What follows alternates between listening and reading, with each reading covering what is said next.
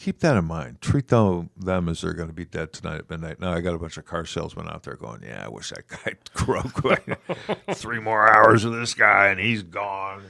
Well, But it's and obviously it's the reverse is true. As a management, is your responsibility as a leader, as a mentor, is a development of human beings. If you want to cut your turnover rate, start treating them with love on that person. Now, I don't want to get campfire here because it's still it's business, it's the car business, this and that and another thing, But at the gosh, I hate that phrase. At the end of the day, when all is said and done, right, we're going to have to answer for that 76% turnover.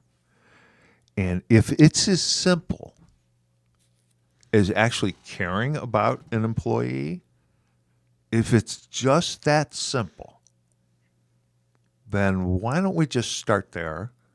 Just nestle into that for a couple of years here. Let's see how that works out. Right? Let's just give it a test. So, like, in other words, if you I'm the sales manager, you're a salesperson, okay?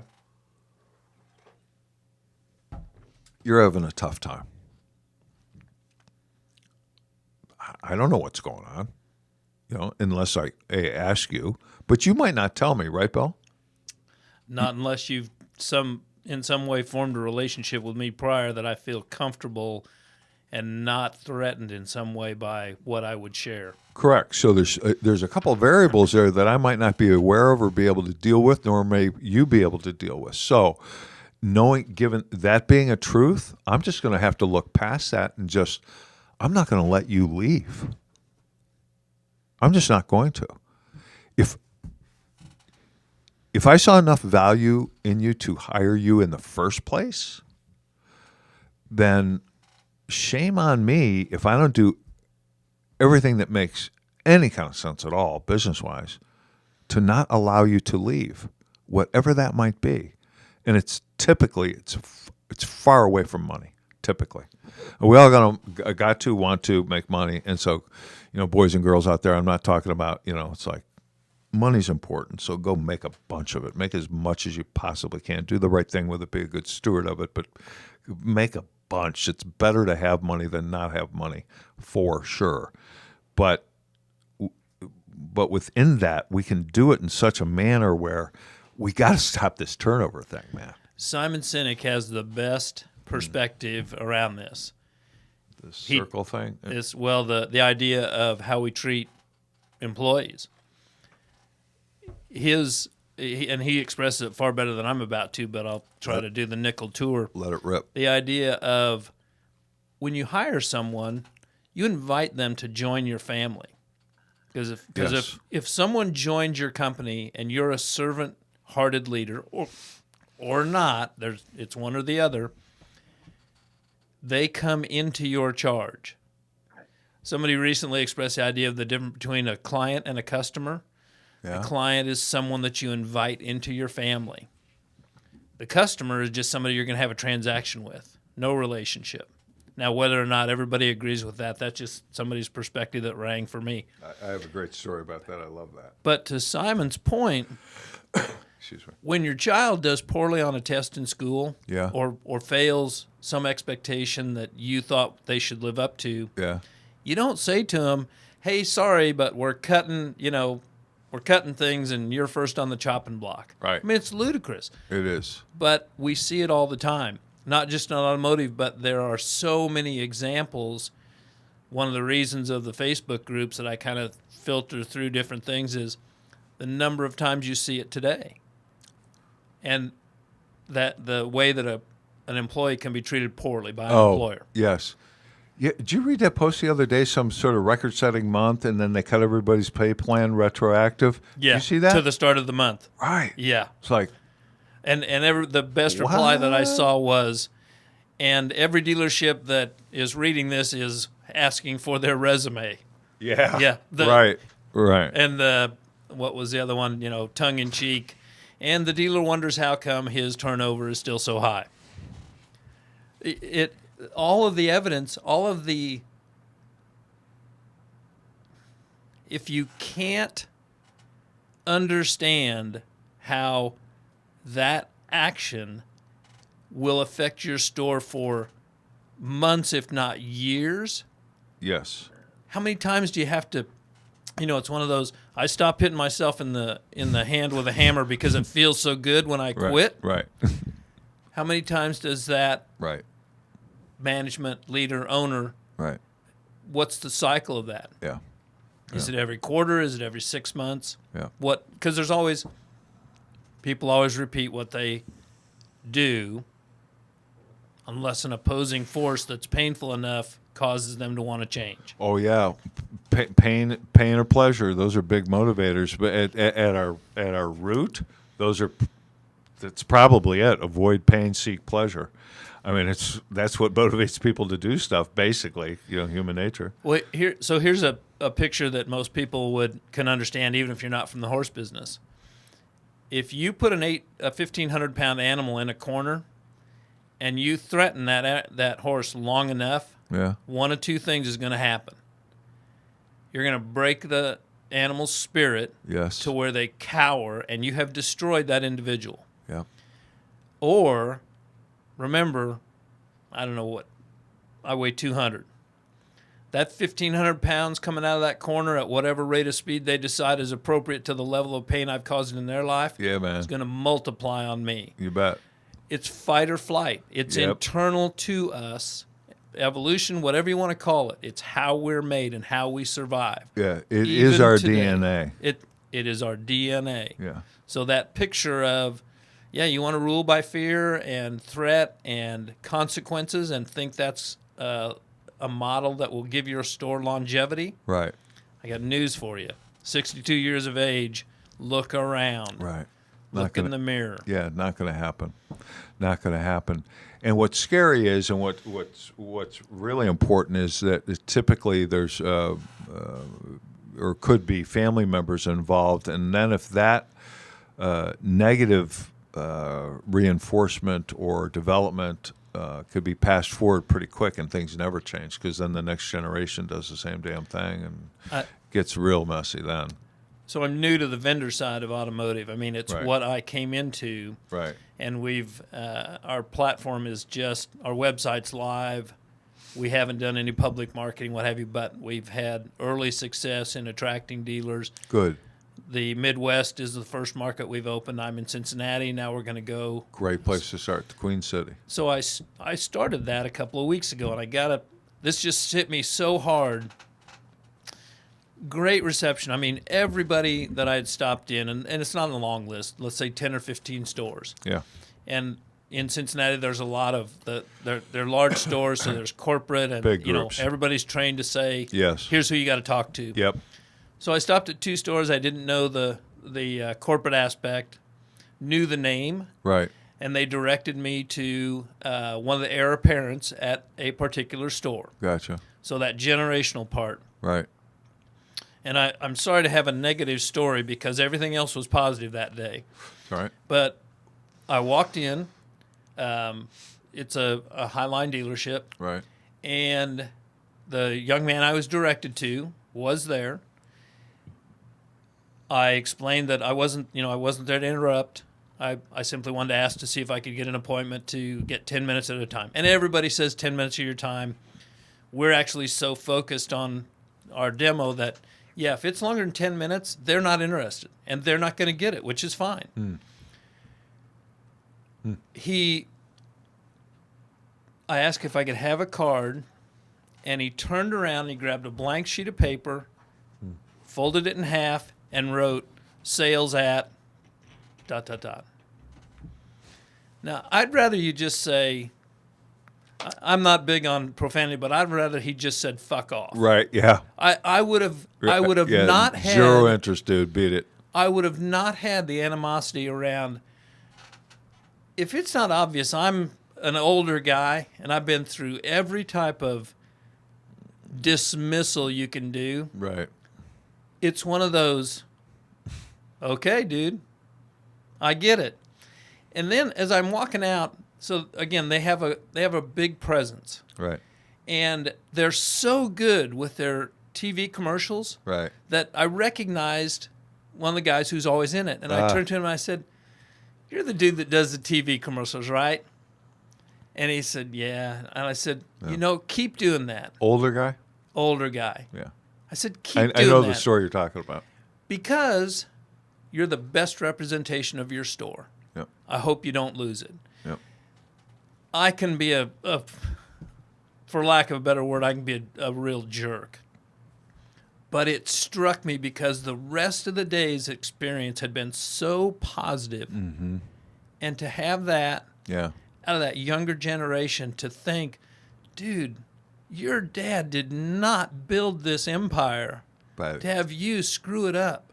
yeah, with that type of thing. So he may have been having a bad day. I mean, I'm willing to give him all the slack there is. Sure, why not? But you never get that second chance. Rarely. Rarely. Never's a long time. I don't know why that resonated with me around what you were saying, but when you talk about that next generation, Yeah. I've heard you and others use the phrase PhD Right. and these things. It's so easily overcome or so easy to fall into that trap. And it has such the ripple effect, you never know. So It's true. You started out the conversation to talk about the difference between a client and a customer, and there is a distinct difference for sure. The way that I've put it out, and I think I've done videos about this stuff, but I tell the story. A client is a person, quote unquote, under our protection, right? Whereas a customer is a person we exchange a commodity for dollars for, basically. Mm-hmm. So, as an example, you walk into a hardware store, right? And you walk up to the counter, the guy says, "What do you want?" And I said, "I want a power drill." And I want Godzilla the power drill, right? And the guy's, okay, man, like, here it is. It's $8 zillion. Have at it. So the clerk, and that's all he or she is, might get paid a little bit more by selling you that badass power drill, whatever, and you leave. Guy goes into another hardware store, says, need a power drill. And the salesperson behind the counter says, what kind of job you doing? I want to hang in some shelves in my closet. Oh, dude, you need a really good screwdriver, right? For $15, right? Or whatever. all of Right? Now, in my mind, that's how you treat a client. Now you've investigated what the job's for. You haven't oversold them something. You still made a profit.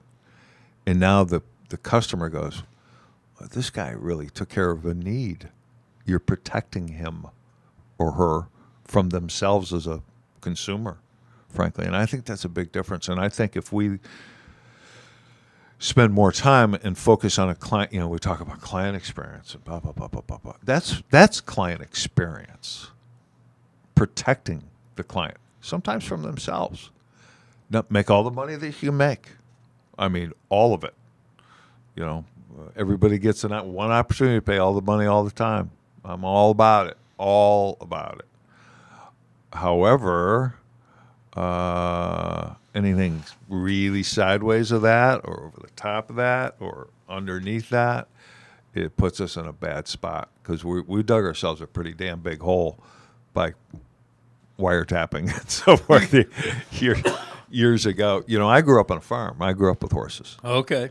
Yeah. So we, my dad, I can't tell that part of the story. It's part of the Fabulous Fibs. So you get a chance to win a car. I can't tell that part of the story, I think. Well, let me I'm go. not sure. Let me go back a second Go because ahead. Did you hear what just came out of my mouth when I told that story? Mm-hmm. Negativity. Mm-hmm.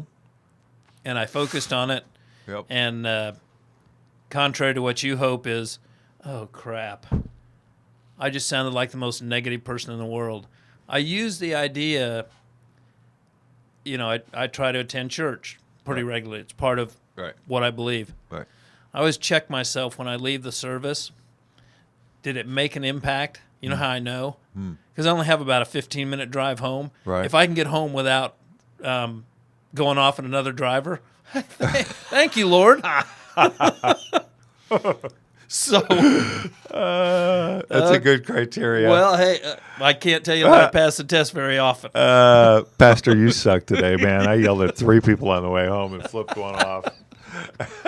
Yeah, I tell that story, and I realize, hey, Bill, it's not just you and Craig sitting here. Well, you're talking to a pretty right. large audience. Right.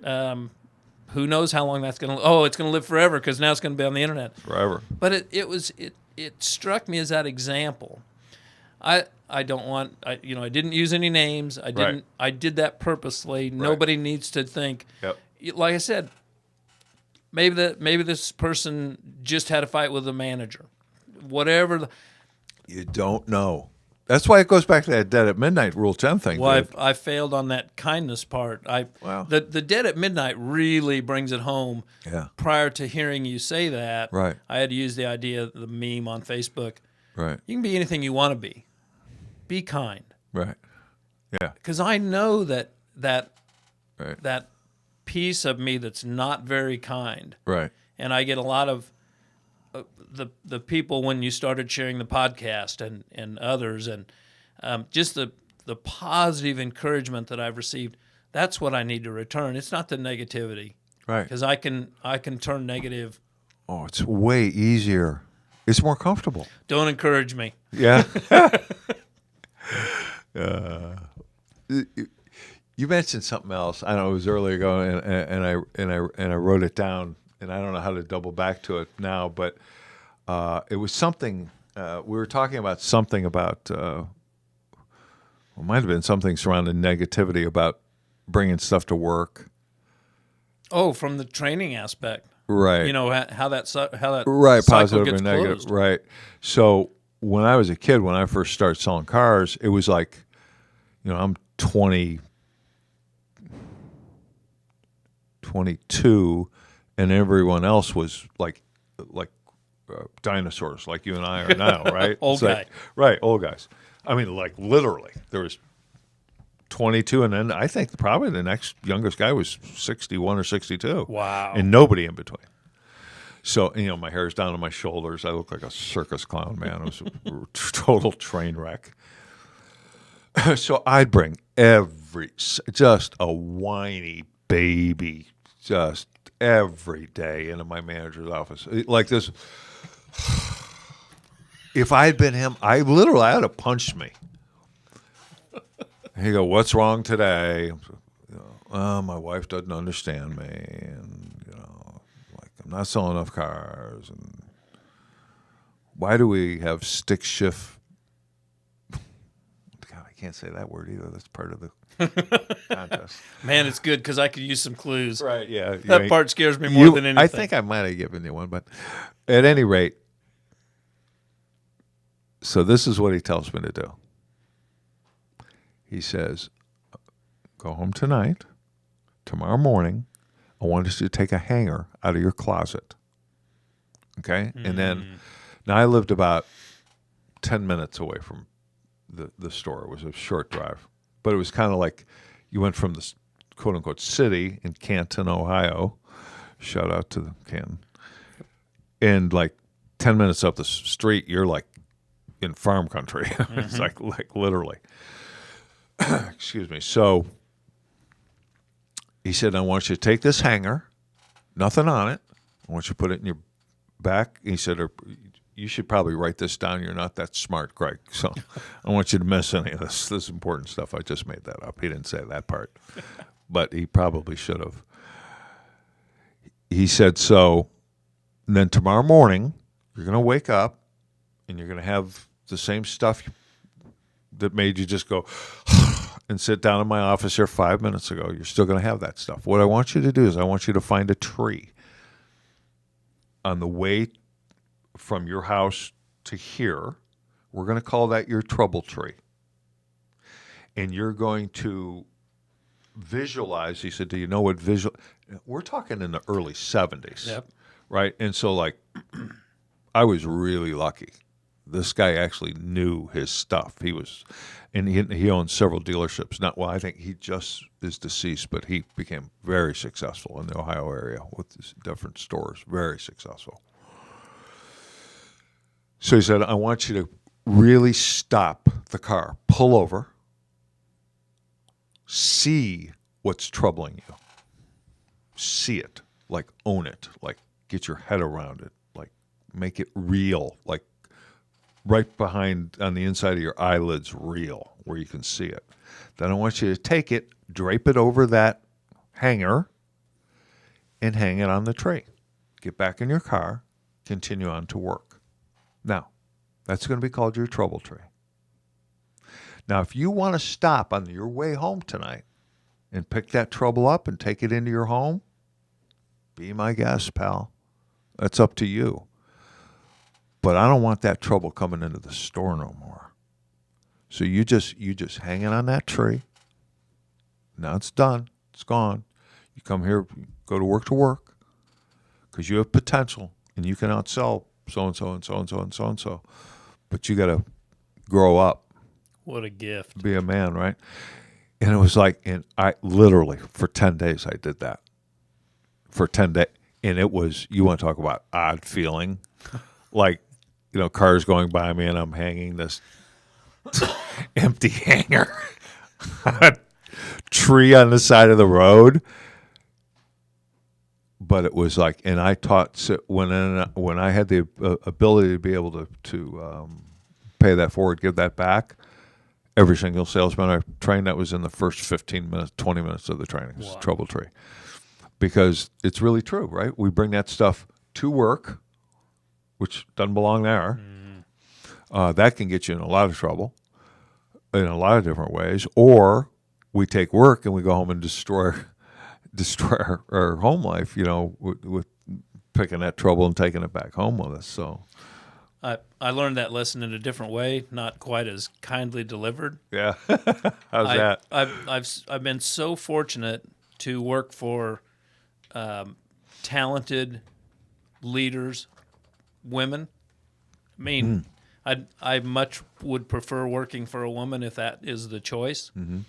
But my first professional job in the horse business, when I was in college, I had a professor who at one time in his life was third in command at Eastman Kodak. Whoa. Back when they were a big deal. Right.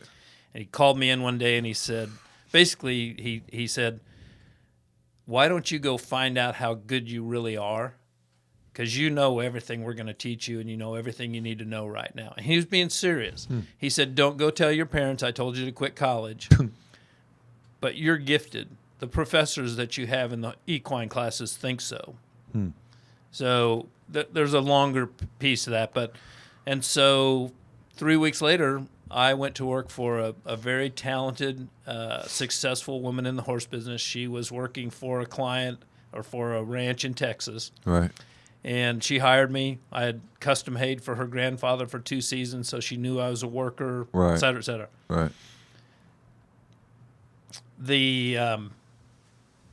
She's a legend in her own time. She's deceased at this point. Her name's Kay Schleikart, and I owe her so much from the industry. Longtime friend of my family, et cetera, et cetera. So whether she gave me a gift by hiring me or actually really thought I could accomplish something, we worked at a very nice facility, and one morning we're getting ready to leave for the Denver Stock Show, and we're in Denton, Texas. And I know Denton. I've been to Denton, Texas. It's part of at a period in time, the horse capital of the arena in which I work. Oh, really? Yeah. Oh, I did not know that. Yeah. Aubrey, Texas really was that, but everybody knows where Denton is. Yeah. So I was fortunate to get the job, and it's still dark outside this particular morning, and a helicopter lands in our pasture. I can't really see it, but I heard it, and I walk outside, and I'm like, a helicopter landing in the pasture. All right. This guy walks out of the dark, helicopter leaves. He's in coveralls, work boots. Right. And he walks in, he said, is Kay here? Well, she's not down to the barn yet, sir. Can I help you? And he reached out, and he introduced himself, and I shook his hand and looked him in the eye, and I said, I'm Bill Schomburg, and she should be down in a few minutes if you'd like to wait in the office. So she comes in, Kay comes down, and we load up and not much gets said. Well, we stop for fuel on the way. She comes and she said, I got to tell you what an impression you made on the guest we have. She said, he's the president of Texas National Bank. And he mentioned, they were in a motorhome, I was in the pickup pulling a horse, and she said he referenced what a talented young man you are. Now, all I'd done is greet him, shake his hand, look him in the eye. But those two things that I've Doesn't been take much. It's simple. It's simple. So there's the background. Later that year, Kay's sister came to work for us for the summer. She was a younger woman. Okay. I was a little bit older, but Right. and we knew each other family-wise. Right. Hashtag old guy. Hashtag old guy. All right. One morning, That could stick, you know. I'd be okay with that. All right. I'm sorry, go ahead. Let's not have any pretenses. All right. All right. We're getting ready to go to another horse show, and I'd gotten up early that morning. I was a little dissatisfied with some of what I was doing and how quickly I might advance or the responsibilities I was being given. Right. And I didn't realize it, but I had a chip on my shoulder. Cindy comes down the barn to see how close we are to being ready and to let me know one of the horses that I had already prepared to ship and show that day that we weren't going to take her. And I lost it. I mean, I just unloaded on this young woman. On the sister. On the sister. Huh. So She just happened to be in the line of fire, basically. Yeah. Really and nothing she did. No, not It at was all her. Right. It's exactly. Okay. My own worst enemy. I'm with you. Kay came down, approached me cordially. Everything okay? I said, yeah, yep. You know, man, wearing the mask, thinking I'm Sure. fooling anybody. Right. And I mean, she flipped a switch. Don't you ever treat my sister the way that I've been told that you treated her. I don't know who you think you are, but you are not any of that. I mean, she just... Did I enjoy it? Of course not. Right. But how powerful it was? Right. To this day, Right. remembering never cross that line. Right. Well, you can tell the way you told the story that has a lasting impression on you for sure. Man. And this is a while back. 40 plus years. Yeah. Right. Yeah. But in her, so two different types of delivery. Your manager, you know, he knew how to approach you. Kay knew Right. how to approach me. Yep. Yep. Because if yep. she'd have coddled me, Right. I'd have thought I got away with it. Right. You Yeah. know, Good point. What use? Yeah. Right. So it just, And you'd end up being more pissed at her sister for ratting you. yeah. And that would have escalated. Oh, yes. Downward spiral. So Yeah. Interesting. Kay used that intuition Right.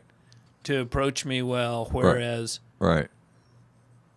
whether it could have been a male Right. and I would have responded poorly Right. and Perhaps. thought, you know, what a jerk. Right. F you. Yeah. Right. So that susceptibility. interesting. I've been very fortunate Yeah. in the women leaders, Yeah. employers. I could go through those things, Right. but they're all. That's why I term it as fortunate. Right. The leadership aspect. Right. And a lot of your information, where you're getting your information about the automotive industry, more so. I mean, you're face to face. I mean, you're cold calling's a lousy term, but It's accurate. That's what you're Yeah. doing basically, and that is a really good introduction to the way car dealerships operate at a certain level. It goes deeper than that, but you've gone to. Do you attend other conferences other than Rockstar? Very few. Yeah. Yeah. I Try to if you can. I went There's to more the Rise and if you Grind. can. Oh, did you? Did go to that. Yeah. Which one? First or second one? The second one. Yeah. And That's when I ruptured my Achilles. Dixie kept me out of the first one, and the ruptured Achilles kept me out of the second one. oh man, It was like, you got to be kidding me. I told Lundy, I said, because I was going to actually, the original plan when Benson approached me was that I was going to, Ben Stock and I were going to have a hustle house. oh wow. You know, and it's like, okay, well, let's discuss it. And then bang, my Achilles popped, and it was like, okay, well, that's not happening. So go ahead. I'm sorry. I'm not a. What'd you get out of that? I hear a lot of good stuff, but Let me lay the groundwork. yeah, go ahead. My experience around conferences, I'm not usually a fan, but I'm that way about a lot of things in the horse business. Because Well, you have to choose who you're going to follow, and if you're only following name recognition or the stuff that's on the surface, right, I'm very susceptible to hero worship. I know that about myself. I've elevated people many times on a platform. As soon as they fall, put them up on a pedestal. As soon as they fall, what is that self-fulfilling prophecy? Well, yeah, of course they fell. Nobody can be that good. right. So I'm not that smart. I learn by painful experience. Join the club. Who climbs up a tree 35 feet without a climbing harness that you have two of in your garage? I was going to come back to that because I wanted to. We can come back to that piece. Yeah. So when I first was transitioning out of that season of, I guess you never leave grief behind, but it changes from the day comes when the memory brings a smile to your face before it brings a tear to your eye. Time heals its bullshit. Yep, exactly. It changes things. It changes things. Yeah. So I joined LinkedIn. My brother and I knew about his vision for what we're trying to do.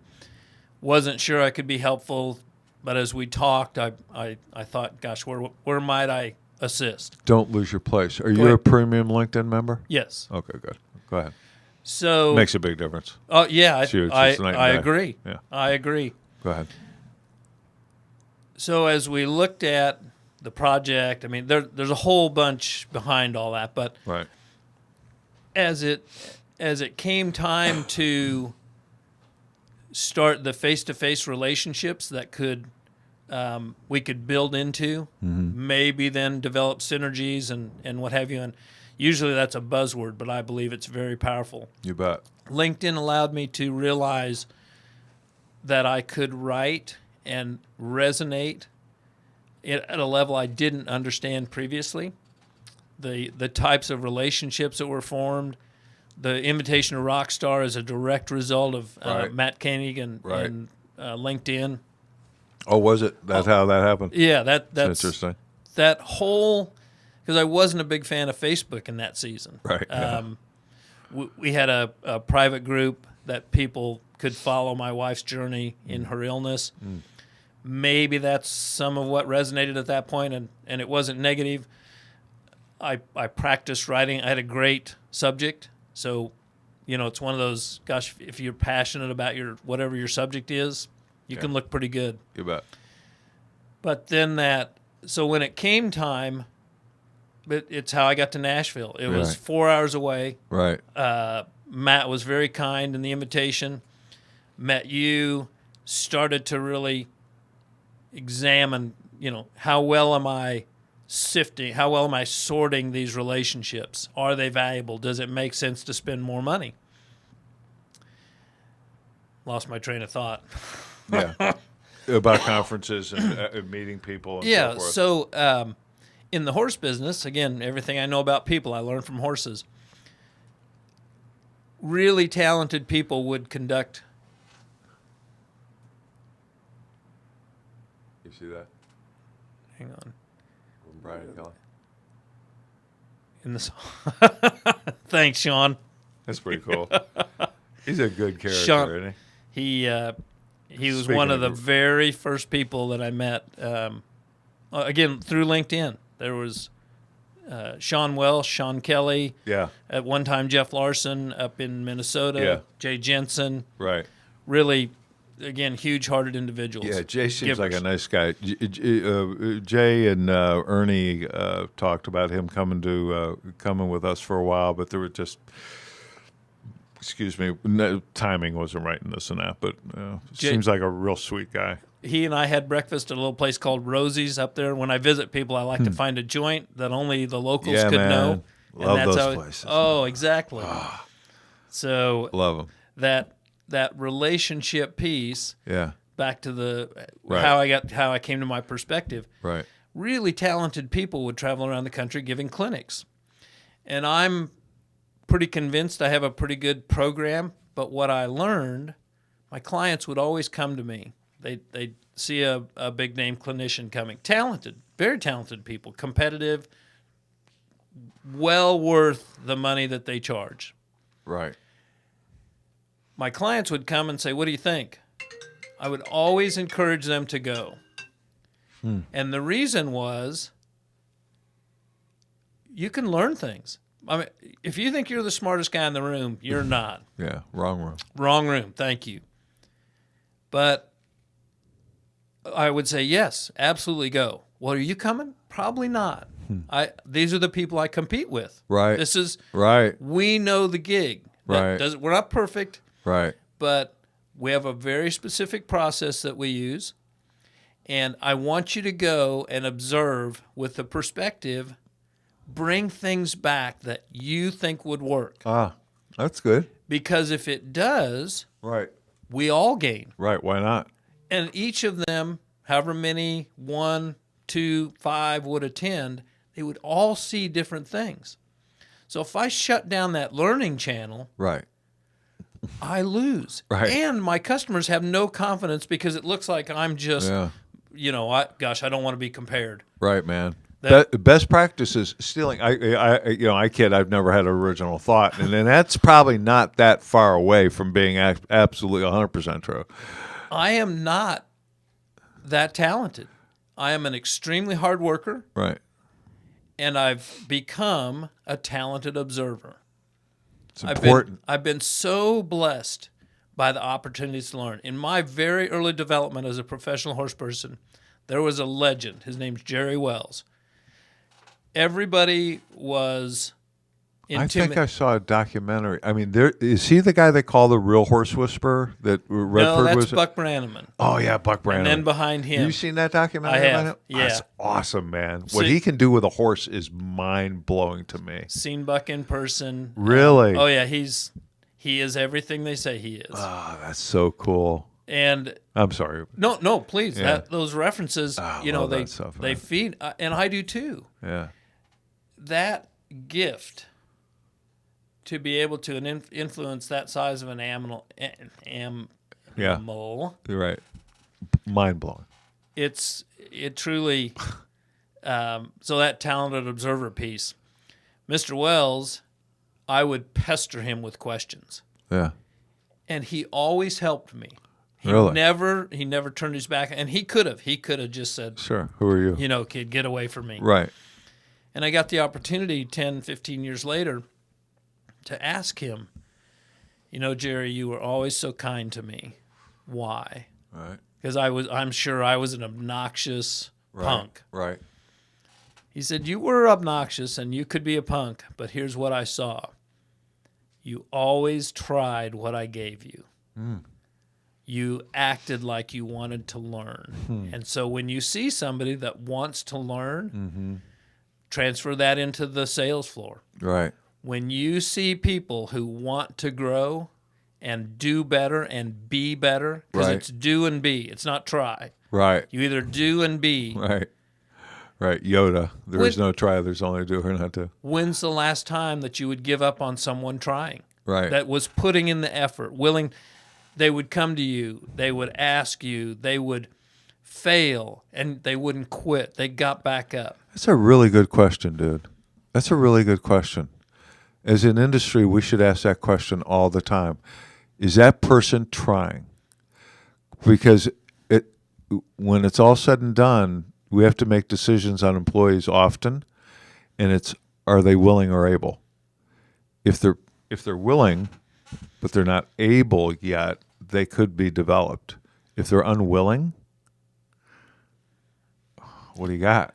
I tell every group of people that I've ever worked with, you don't have to worry about it as long as I'm still talking to you. Yeah, right. When I quit talking to you, I'm Right. done with you. Right, You will have demonstrated that I am wasting my time and you don't value it enough. right. Did the write this down. This book will be important to you. It's called Journey to a Heroic Environment. Journey to a Heroic Environment. The author's name is LeBeau. I think it's Rob LeBeau. Journey to a Heroic Environment. Just trust me on this one. I will. It's written kind of an adventure book. It's about a guy who gets on a train. He's thinking about switching jobs. He's just down with this guy. What was his name? What was the author? Rob LeBeau. I think it's LeBeau. Lebow, I believe. Okay. I think it's probably still in print somewhere. This book's probably. I met Rob. He lives like in the same. I don't know if it's the same lake. Next lake over from Bill Gates. Oh, okay. We're sitting out, whatever lake that is. We're sitting out on his, what are those deck chairs called? Those slope back wooden deck chairs. You know what I mean? Oh, Adirondacks. Adirondacks. We're sitting out there at the end of a dock. Do I get points on that for the quiz? Yeah. No. And this bald eagle comes flying across the lake, man. And it's like just, wow, just so beautiful. And this guy's got this, pretty amazing home on this lake. If you're a mile away from Gates, it's You think? It's a pretty decent house. And his perspective, that book, you'll really like that book. I look forward to it. Yeah, you'll really like that book. So we've talked about horses a lot, which I could talk about forever. I love horses.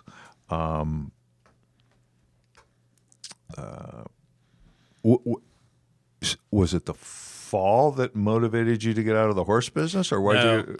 I had a completely different career. So looks like the Lord has divided my life up into 20-year stretches.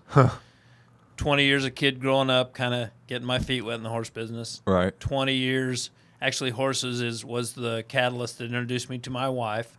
Oh. Well, that's cool.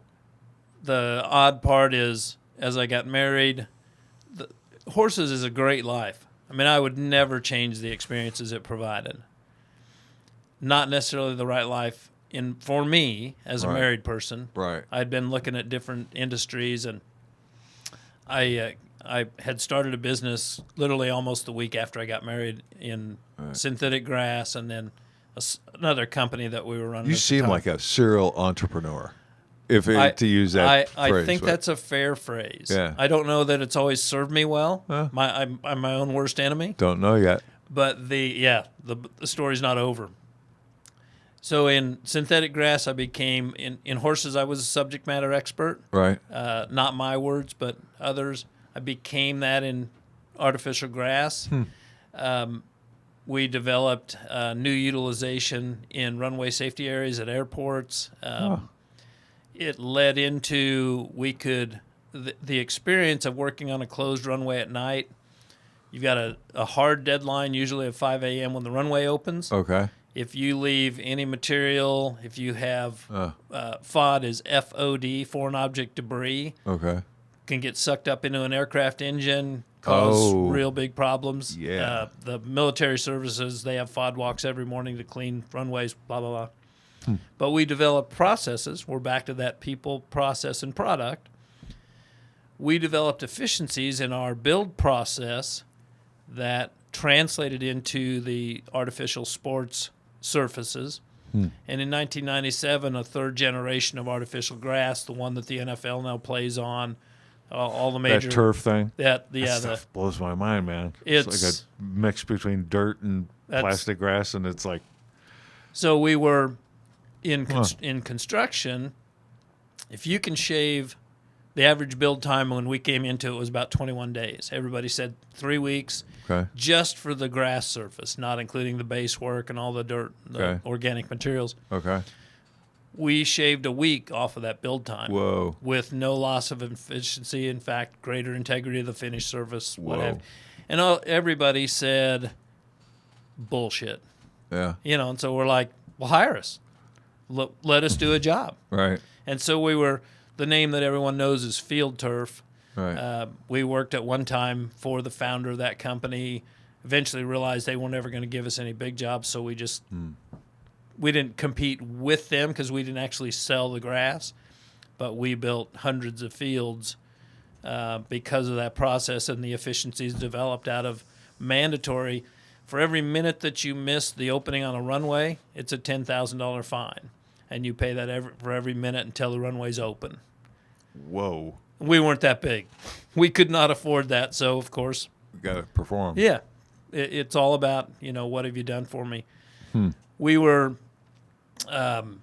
successful in that business, subcontracting. Eventually, through my own devices, own worst enemy again, started a consulting company, had left a really good employer. We were partners, what have you, and my ego got in my way one day. And a year later, after starting the consulting company, is when my accident occurred in November. And so that changed kind of that course. So in 2010, had an 18-month recovery from my accident. Here's a real short side story. There's a procedure that if you've had major operations, I had 3 in 8 days, and the morning of my accident, I left the garage thinking, well, I'm only going to be there 5 minutes, and 8 days later, I woke up in the hospital after 3 major surgeries. I had a great trauma surgeon. On my way to the ER, here's God showing up. I'm wailing this really sad song. Of course, I'm in shock. Right. I have no memory. I have no conscious memory except for one brief period in that 8 days. So I'm wailing this really sad song. Oh, how stupid am I? I've just bankrupted my family. I've destroyed any hope for my future. Wham, wham, wham, wham, wham. What? Get wheeled into the ER. My wife had been notified. She was a teacher. She'd been notified of my accident, but nobody told her the extent of it. I don't remember her coming into the ER to see me. Right. She comes out. My pastor, the same one, is walking in, and she says to him, she's kind of in shock now. Yeah, sure. He says, "Can I go in and see him?" And she says, "Sure, but get ready because he's pretty effed up." Only she didn't shorten the juxtaposition. Yeah. I'm still wailing this song. They've given me painkillers and morphine and what have you. And here's the piece I remember. He leans down and he whispers in my ear, "I think God may have a different plan." And he was right. Yes. So I could go into all the chapter and verse of how God showed up. Right. There's a book to write around that. Right. But 18 months of recovery, went to work at the pallet shop with the Second Chance individuals. I'm waiting for Nick to call. He must not be listening. I don't think Nick's calling. I think he got tied up. But chasing ups off the lot. Well, he's figured out he's not going to be able to stop your podcast. Not going to be able to stop the show. But all of that, all of the lessons and experiences out of that shape those same opinions. So the horse whisperer part, to tie all this back together, I had all of these ego aspects in my life. And I can't remember if we referenced this during the podcast, but horses will teach you lots of lessons. Want to catch one? Go ahead and chase him. You'll never catch him. Yeah. He's got to come to you. It's just like chasing a dog. They're going to run. That's a fact. Don't pin him in the corner if you think you're going to control him with force, because you're not. Right. Don't run him across a bridge for the first time. All of the above. The things that the Lord stripped away from my life were all things that I needed to let go of. I had really exotic leather boots, and not just one pair, but 8. I had a successive. Well, it was, but remember when I was in the horse business, it was part of my Instead of wearing a suit and tie, I had starched jeans and uniform. It was my uniform. Wranglers. Exactly. Long ones. And I had a 38-inch inseam, and I, as others have said to me, female observers, you cut a pretty striking image. There you go. Of course, feeding my ego. You bet. When I shattered my feet and legs, my legs healed 2 different lengths. My feet healed 2 different sizes. Whoa. I walk with a distinguished limp. Yeah. Try to cover it up, but Yeah. what have you. So all of these... You're in good shape, though. Well, as everyone who has either gotten back into shape or is working to do so, Yeah. that's a commitment. Yeah, amen. No different than Right. Anything else. Yeah, Right. Yeah. whatever you choose to commit to. Right. My point in sharing all that, there's a book, the author's name is Wyatt Webb, and he wrote a book called It's Not About the Horse. Jeez, why do I know that name? Well, he's a distinguished horseman at the Miramar Resort in Arizona, and he uses horses to teach world-class businessmen how to be better in relationships. Huh. He'll turn a pen of horses loose, and he'll hand one of his clients a halter and say, I want you to catch the gray one. Geez, I think I've seen a documentary on this guy. I think I have. If I there wish is- Joe didn't take Google with him. Darn it.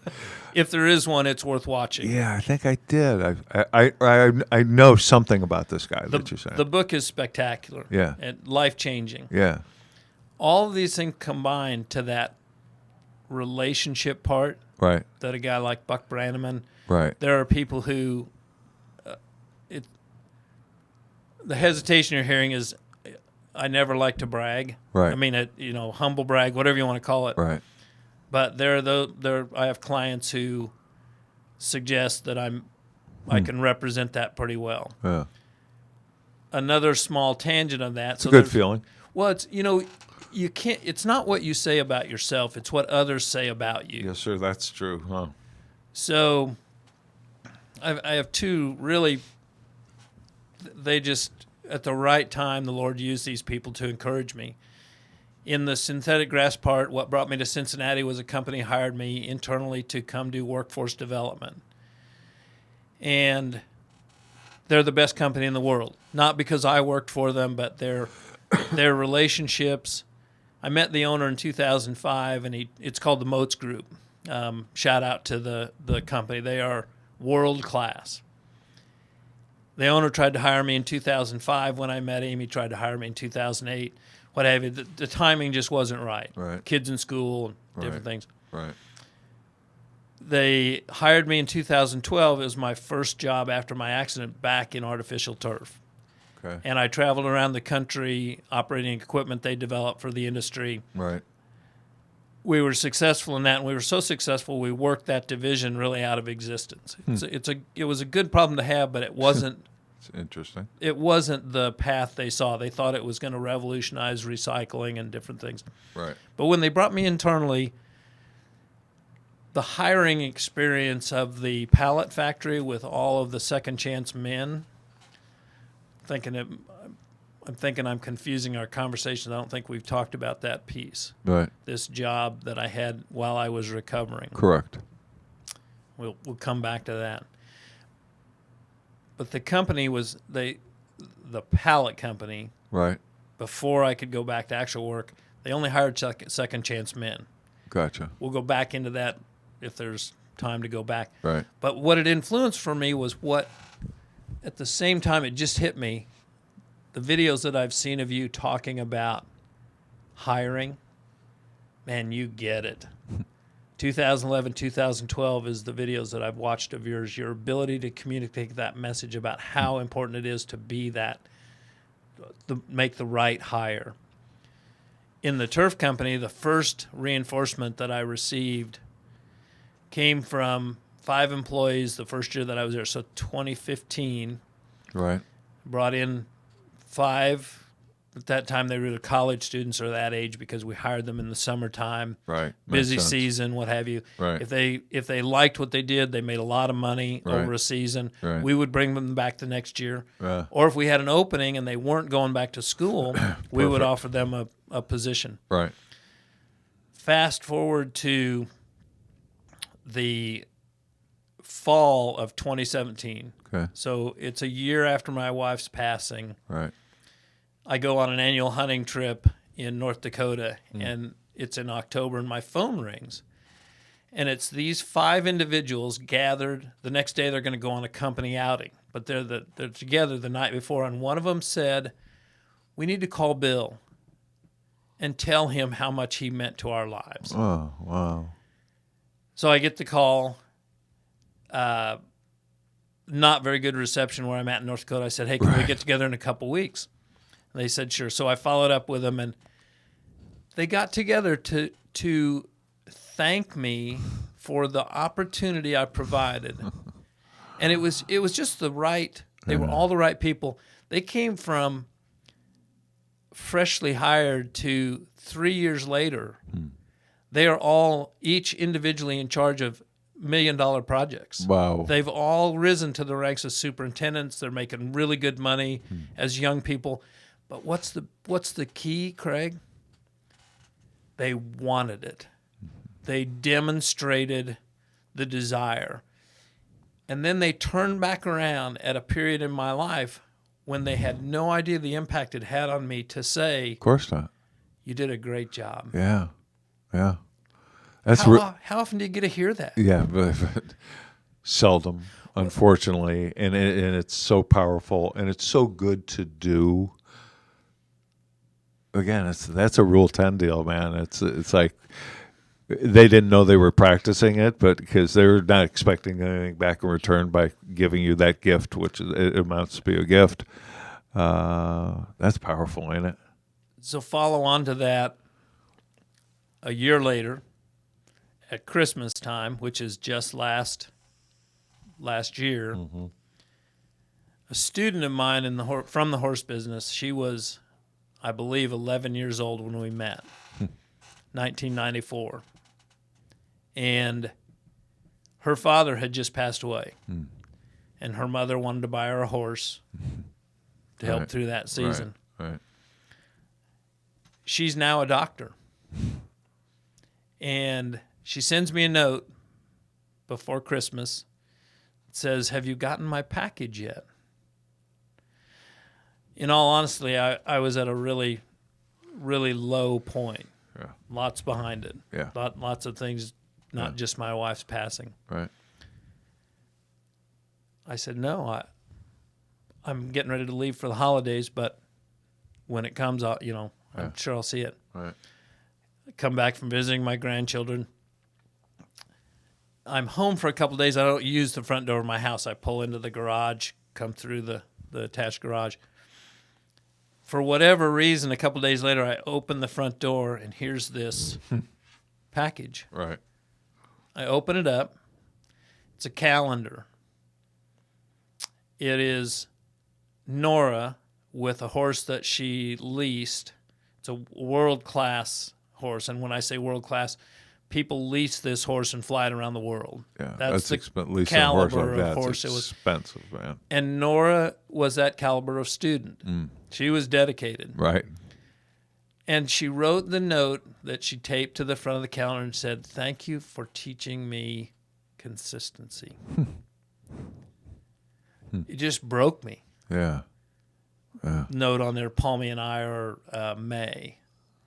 And an individual who does abstract drawings, I guess world-renowned. I don't know Wow. but she'd taken the time to write that. And you never know the impact that you're having on people's lives. You do not know. But those two, her as an individual and that group of men, Yeah. they don't know the impact they had for me in that perfect timing. Right. Yeah. And how hard was it for them to reach out and do that? Not at all, right? Didn't take just a matter of a moment in time, speaking from the heart, and helping another human being. That's what you've shared with me today, the Rule 10. That's life changing. It's powerful, man. It's powerful. It changed everything for me. Because I was the jerk off at the airline ticket counter. What do you mean my flight's canceled? Do you know who I am? Or just short of that. Or, 2:00 check-in time, right? And I'm there at 10 o'clock. What do you mean my room's not ready? Like, get it ready. And it's like, what's weird is when you act like that, it actually works. You actually get what you want, but then you have this.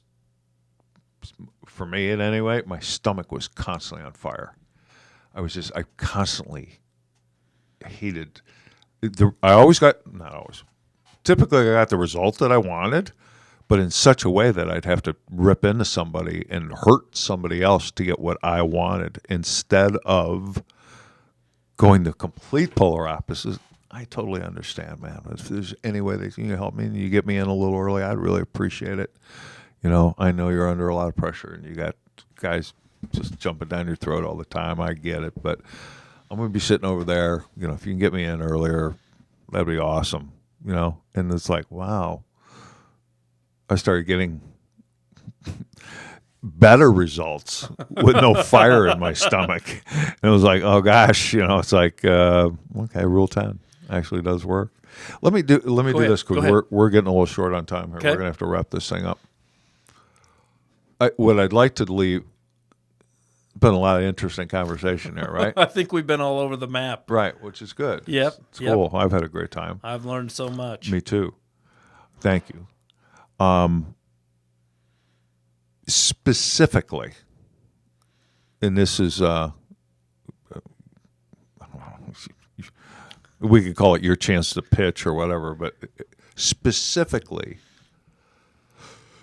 you walk into a dealer, you offer them what? What can they expect? Why would they use what you're doing? How would it enrich their lives, the dealership, the employees, and everything? So, very specifically, what is it you do, and how does it help car dealers? We provide a better process for the virtual showroom up. So if an up comes into your showroom on your lot, right, that's a lead, yeah? Mm-hmm. So what the internet, in our opinion, has done is divert the power of a true lead. With all explain that. Whether you the big three, Car Gurus, Auto Trader, right, whatever it is. Right.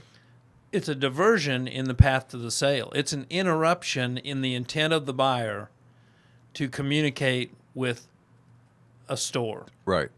For a third party, so they can. So we're a third party, but we remove the obstacles. We connect your inventory directly to the sales force. Okay. Whether your process is BDC, whether it's sales floor, however you want the information and the communication. So we're a communication and engagement platform. No other store can buy their way onto your page. You can't elevate your results. Okay, go ahead. You cannot elevate your search results with money. Right. You can only do it with better engagement from your people in your store who you have trained to communicate with the public. Okay. Our entire intent is to get more people to your store. Right. And everybody thinks, well, that's what everybody says. Right. Only the way they go about it interrupts the process. Right. If the buyer wants to communicate with a salesperson, connect them directly to a salesperson. Right. Makes If your sense. process is BDC, then run it through the BDC. Right. We're the first platform, and it's what the internet was intended to do. Right. But if you use Auto Trader as a specific example, they took a advertising paper and they just moved that to the internet. That's what they did. No difference. Right. And it hasn't changed in 20 years. 1997 is when they made that shift. Pretty much, Well, right. 22 years. Right. Now they're trying to make the shift, but Right. they're too tunnel vision around it. Maybe. We're an engagement communication platform. We believe that's the key difference. There's a whole bunch of other thought processes around it. Where it came from is when my brother was hired in 2001 to work for the Woodhouse Auto family near Omaha, Nebraska. A visionary owner, a general sales manager who understood it's about people and relationships. Everything they did with technology had to complement those two things. If it didn't fit the process that they had, they might try something new, but they grew so fast they went from 70 units a month to 1,000 plus. Whoa. Competed with Galp and Ford. Whoa. Took them 4.5 years. Whoa. But when you do those numbers, that growth was exponential. Whoa. So think, the name that comes to mind is think Glenn Lundy, Right. 19 years ago. Right. And my brother was hired, his name's John, by the way. He was hired because of his internet experience up to that point. He was playing with the internet, name drop here. Right. He helped put the Nebraska Cornhuskers on the internet for their games. When they used to call to arrange the T1 lines for the start of the game, Right. Mark Cuban used to pick up the phone. Really? Now, Mark Cuban has no idea who my brother is, but that's how long ago we're talking about. No kidding. Yeah, so there's... Wow, that's interesting. Yeah. Huh. So he came by his knowledge honestly. He helped network a group of, or a string of hotel chains, and so he had the experience. But without that visionary owner, without the general sales manager who understood it's about people, Right. we're going to develop the best relationships That don't take off. Yeah. to sell more cars. Right. Yeah. So we don't guarantee that dealers sell more cars. We're never going to make that statement. It's impossible to do. If your processes and your people can sell more cars, we're going to give you the opportunity to do so. Right. That's all you can realistically, legitimately, honestly Yep. offer. Speaking of honesty, Uh-oh. we have a game that we play. It's called Fabulous Fibs. This piece has scared me from the first time I listened. Fabulous Fibs. Fabulous Fibs. All right, so my genius son, Joseph, puts his stuff together. And I really haven't looked this. I just looked at the one thing here. Let's see, where are we at here? Okay, so, excuse me. I'm going to give you three scenarios. One is true. The other two are fibs, right? And I'm going to read them twice. Okay. So you got to pick out the true statement. Okay. All right, you ready? I'm in. All right. So, according to Automotive News, average annual turnover for salespeople in the auto industry, this one's a layup, last year was 55%.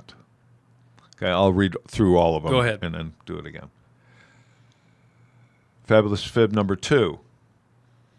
Craig's first job selling cars was at a Buick dealership in 1974. Fabulous fib number 3. General Motors led all auto manufacturers last year with $3.24 billion in U.S. ad spend. Okay, so let me go over these again. Number 1, according to Automotive News, the annual average turnover for salespeople in the auto industry last year was 55%. Number 2, Craig's first job selling cars was at a Buick dealership in 1974. Number 3, GM led all auto manufacturers last year with a $3.24 billion United States ad spend. Which one is true? Well, I think the turnover rate was higher. Correct. The other two are a toss-up from the standpoint of I'm sure the spend is somewhere in that realm, but I'm going to go with Craig's first job. Oh. I sold Plymouths. Plymouths. That's how the one you old thought I you'd am, given dude. away. Yep. Plymouths. So the ad spend is $3.2 billion. $3.2 billion in the United States. In the U.S. only. Well, the European market, heaven forbid, they're smarter than Right. the average bear around that, and that comes from, Right. again, conversations on LinkedIn. But I relate it to the idea of computers were supposed to save us paper. I have more Yeah. paper in everything that I'm doing. I So know, man, right? It sucks. It's like I'm running out of boxes to put. Well, that's pretty important. I got to save that and file that. And it's like, wow, way too much paper. yeah. So the idea that the Yeah. internet Right. is going to save us money. Right. Sorry, Right. The shift with Auto Trader when they Right. just found a Exactly. way that Auto Trader, the paper, had been successful. People bought into the idea pretty easily. I don't think there was. I think it's tougher today, but that transition. Oh, I would agree 100%. So we are creatures of human nature. Somehow, Joe ascertained somehow that you're a Cubs fan. Is that true? I am a Cubs fan. Get it smart, right? He did some digging. So here's your chance for redemption. We all deserve geez. redemption, right? I'm gonna fail so badly here. This is a layup. Bonus question. I'm thinking Bill's a Cubs fan. So, in 2009, so we're not talking about ancient history here. In 2009, the last two Chicago Cubs to have their jerseys retired by the team both had the same number retired. Don't need to know the number, but who were the two ex-Cubs? Let me read the question again. I got it. In 2009, last two Cubs to have their jerseys retired by the Yeah. team both had the same number retired. Who were they? Well, when I said I got it, I got the question. I'm Oh, not okay. sure I have the answer. I'm going to guess Sammy Sosa, and I don't have a clue. Right? I'm going to give you hints. You're the first person I've given a hint to. I know that, which is so sad. They're both pitchers.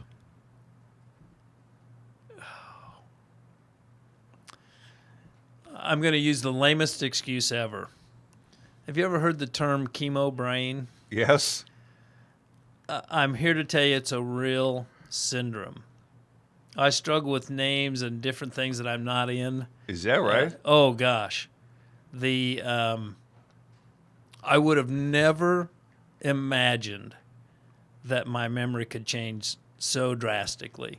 Not that I was ever, a whiz kid around sports stats or names or what have you, but yeah, I'm gonna miss both layups. Yeah. Well, and one's a little unfair because it's Maddox, and most of his, was with Atlanta. Yep. And Fergie Jenkins. Oh geez. Yeah, number 31 for both. In my realm, anyone can be anything. Well, thanks, Siri. I appreciate that, Siri. Pardon me.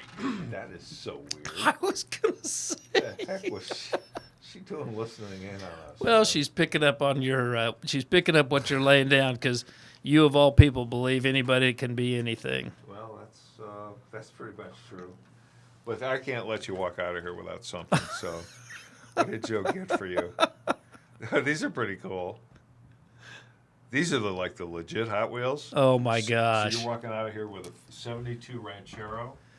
Oh, my dream car. That car's hot, I right? kid you not. Seriously? I wanted a Ranchero all my life. No way. Mine, I'm dying. That's crazy.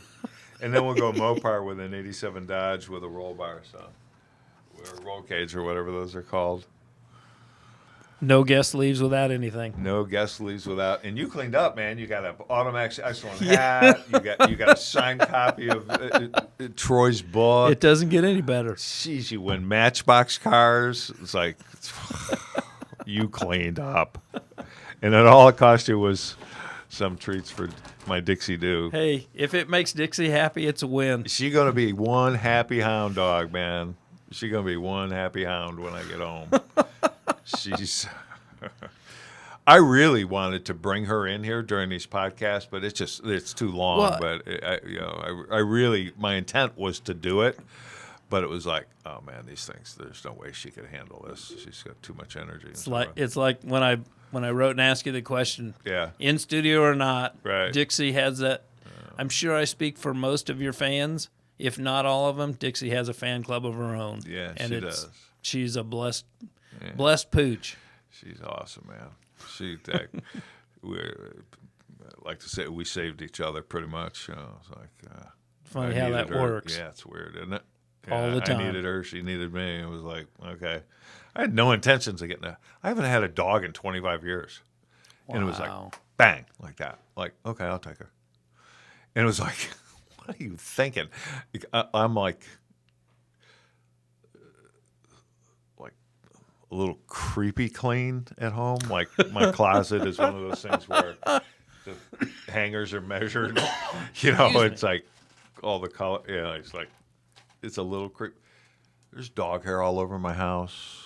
My wood floors are scratched to hell. It's like, people come and go, what in the world? Like, I don't know. I don't care.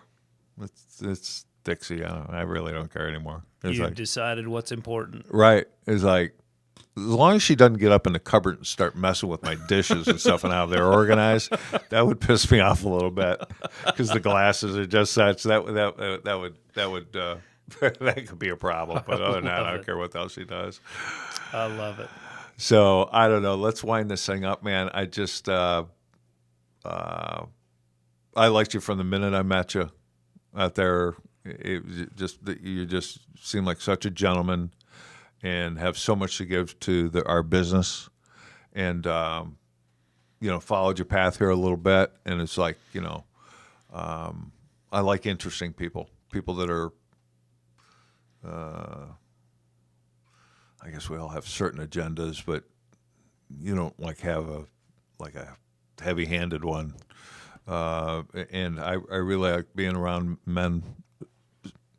I love women, don't get me wrong, but I really like men that are strong men that are leaders that can teach younger men how to be a man, and I think you have that going for you. And I think a dealer would be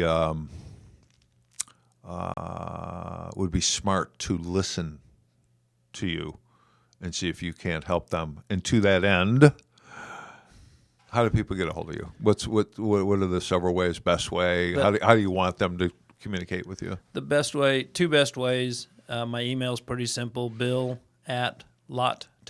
LOTTALK.com. Bill@LotTalk. Bill@LotTalk.com. Okay. I will answer my cell phone. If I don't have your number, if you'll just leave me a message or send me a text, I'll respond to either. Area code 217-306-2555. Right. Is that on any of your profiles on LinkedIn or Facebook? It's on both. I'll have to check Facebook to be sure, but it's on my LinkedIn. Yeah, I think it's weird people don't put their cell phone on their profiles. It's like, especially LinkedIn, I don't get it because you want to be contacted, so I don't get it. So a quick story around that part. One of the aspects of the research we did around what we're doing, my brother gave me a task one day, and he said he'd picked Cincinnati dealers and their websites.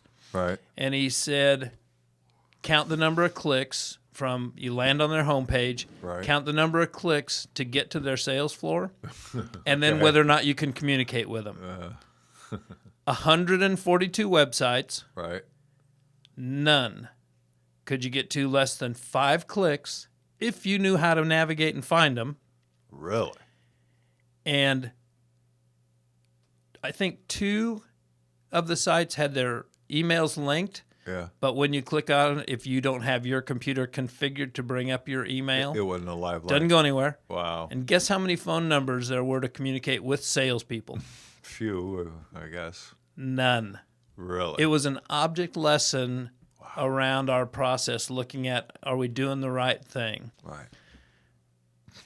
I'm going to pivot from there because what you just said to me, I don't know that anybody's ever paid me a higher compliment. Huh. And here's why. I talked about the things that my accident took away from me. Yes. What I was given, the Lord asked me one question. Bill, are you willing to receive? We all have that voice inside of our heads that's maybe not feeding us what's healthy for us or what have you. Mm-hmm. And I've had to learn to be open to receive the kind of compliment you paid me. No one has ever paid me a higher compliment. Yeah. Well, that's the way I see it. And I totally get what you're saying. It's hard to take compliments. it's easier to give a present, isn't it? It's such a turn on at Christmas to give a present, and it's almost embarrassing to get one. I don't know why that is or why we're like that, but it's true, isn't it?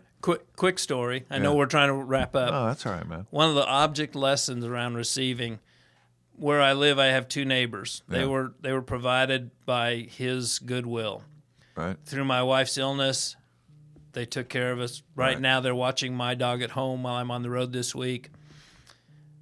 The one neighbor across the street is a single mother, 2 children, just a really great soul. As the season after my wife's passing, one day she called and she said, "Hey, do you know the comic Michael Jr.?" And giving him a little plug. I didn't know who he was.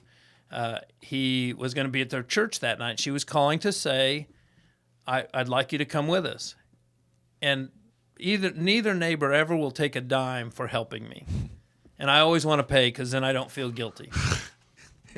How weird is that? I right? know. You say that out loud, it's like, what? I know. I get it. But that's the... So I said to her, if you will let me buy your ticket, I will go. Oh, okay. Well, So it's going to be her and her family, but... Right. And Gotcha. she said yes. And she's never said yes. Yeah, that's cool. It's not a date. I'm not inferring anything like Right, that. yeah, I hear. So we get to the concert, sitting in the upper balcony, and he has a thing in his show where at intermission, he talks about community and generosity. Okay. And he describes this. I'm not going to go into all the detail, but as he's talking about this, and then they come back from intermission, and he's really talking about engagement. You want to learn engagement and relationship and how to form it the way a car salesman should on the floor? Yeah. Go see this guy in person. Let's get him in a podcast. He would be, if he was willing to come, I've got our first we're going to do comics and doctors. I have a bunch of them lined up. But Michael Jr. is his name. our first comic is a guy by the name of Mike Logan. Actually, Matt introduced me to him. Okay. He's out of New York, but Mike Logan's going to be on the show May 28th. But I love comedy. I love comedians. This guy's fabulous. Yeah, have him reach out to me if you don't mind. I'll try and get in touch with him. Yeah, he's awesome. probably above my level, but when I mention Craig Lockhart, he's going to... Yeah, okay. But the thing that happened as he's describing this, the room fades away. I can't hear anything. I can't see anything. And that voice inside my head, it's the Lord saying, will you learn to receive? Huh. Room comes back into focus. I can hear. I lean down and I look. My neighbor's looking at me with this big grin on her face. I suddenly understood why she accepted my offer to buy her ticket. Darn, she wanted you to hear that. It was... He also speaks in the churches most of the time where he performs. So he had spoken that morning, and she heard that, and she knew how much I needed to receive that lesson. How wonderful. That's a good friend. Yeah, I guess awesome. Craig, I can't thank you enough for what you have given me in my life, what I know you give others through AutoMax. Anthony is probably the individual I know the best. Right. That's a man after my own heart. Yeah. And what you do for all of the rest of your clients, for your employees, partners, whatever they're called, I just want to honor you in the same way that you have honored me. Thank you. That is a man chasing God's heart. Thank you. Thank you. Thank you very much. Thanks for being on. Likewise. We'll do this again. Amen. All right. Thanks, everybody out there. Peace. God bless you. Love you. Bye.